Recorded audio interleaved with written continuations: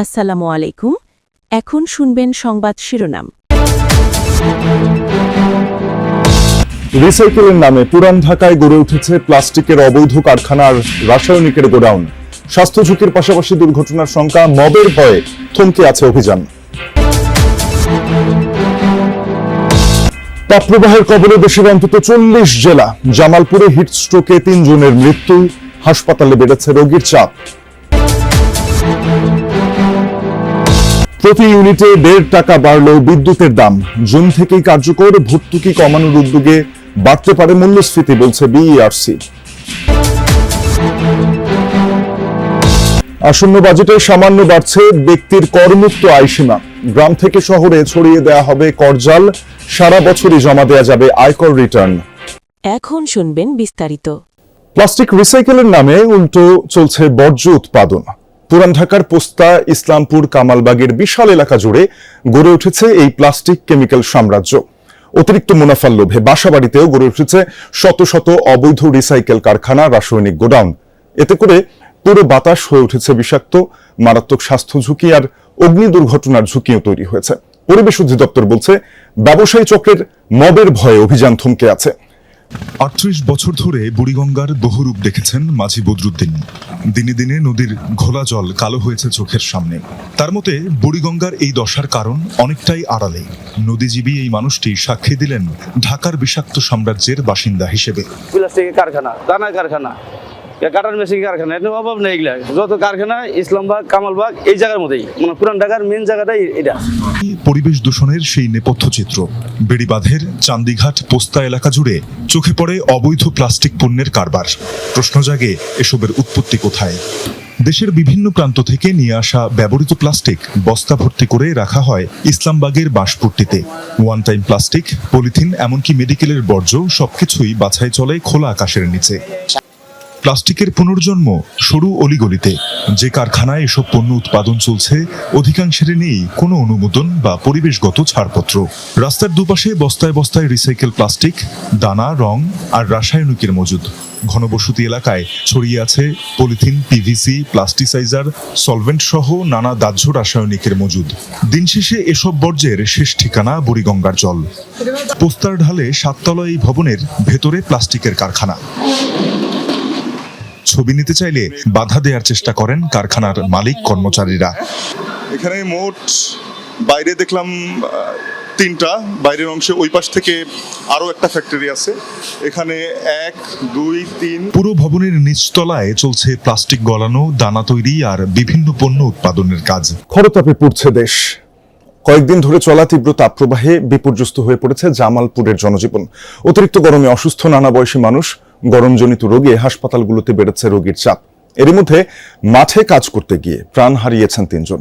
তাই প্রয়োজন ছাড়া বাইরে না যাওয়া, পর্যাপ্ত পানি পান, হালকা পোশাক পরা এবং শিশু ও বয়স্কদের প্রতি বিশেষ যত্ন নেওয়ার পরামর্শ দিয়েছেন চিকিৎসকরা।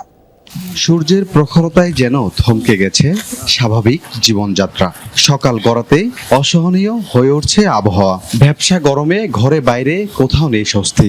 জরুরি প্রয়োজন ছাড়া বাইরে বের হচ্ছেন না অনেকেই। শ্রমজীবী মানুষের জন্য পরিস্থিতি হয়ে উঠেছে আরো কঠিন। তবে জীবিকার তাগিদে খোলা আকাশের নিচেই কাজ করতে হচ্ছে কৃষককে। ধান মারাই কাজে অসুস্থ হয়ে 3 দিনে মারা গেছেন 3 কৃষক। অতিরিক্ত গরমে পানি শূন্যতায় ভুগছে শিশু ও বয়স্করা। হাসপাতালে বাড়ছে ডায়রিয়া, জ্বর আক্রান্ত রোগী।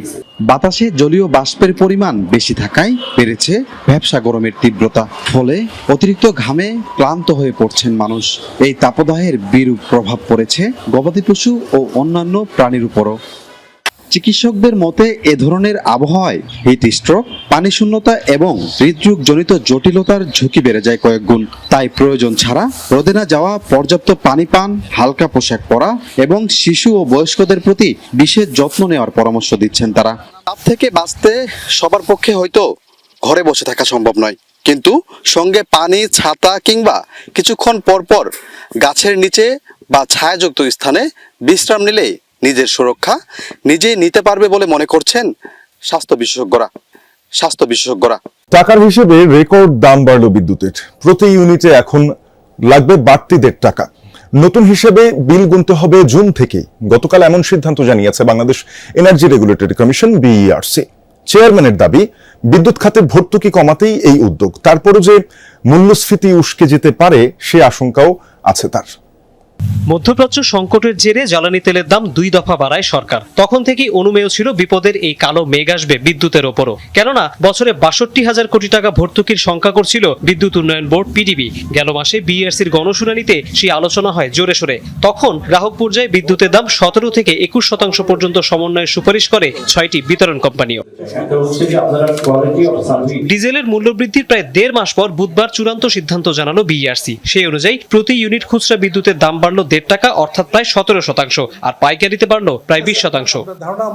সেই হিসাবে লাইফলাইন ইউজার বা 50 ইউনিট পর্যন্ত ব্যবহারকারীদের প্রতি কিলোওয়াটে ব্যয় হবে 5 টাকা 32 পয়সা। আরো 25 ইউনিট বেশি ব্যবহার করলে খরচ পৌঁছাবে 6 টাকা 18 পয়সায়। সবচেয়ে বেশি মধ্যবিত্ত ব্যবহারকারী অর্থাৎ 76 থেকে 200 ইউনিট স্ল্যাবে ইউনিট প্রতি লাগবে 8 টাকা 50 পয়সা। 300 ইউনিট ব্যবহার করলে 9 টাকা 10 পয়সা, 400 ইউনিটে 9 টাকা 62 পয়সা এবং 600 ইউনিটের বেশি হলে প্রতি কিলোওয়াটে 17 টাকা 35 পয়সা গুনতে হবে গ্রাহকদের। ব্যয় বাড়বে সেচ ও শিল্পের বিদ্যুতেও।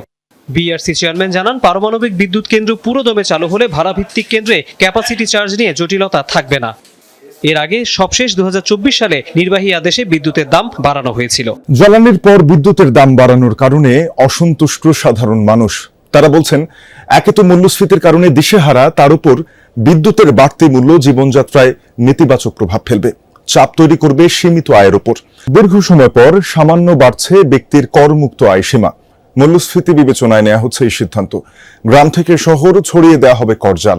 রিফান্ড ব্যবস্থাতে আনা হচ্ছে সংস্কার। 2 থেকে 4 মাসের মধ্যে ফেরত আসবে অর্থ। সারা বছরই আয়কর রিটার্ন দেবার পথ খোলা রাখতে চায় NBR। এক্ষেত্রে কর ছাড়ও মিলতে পারে, তবে বিলাসী গাড়িতে বসতে পারে বেশি কর। কালো টাকা সাদা করার সুযোগ এবারও রাখতে চায় NBR।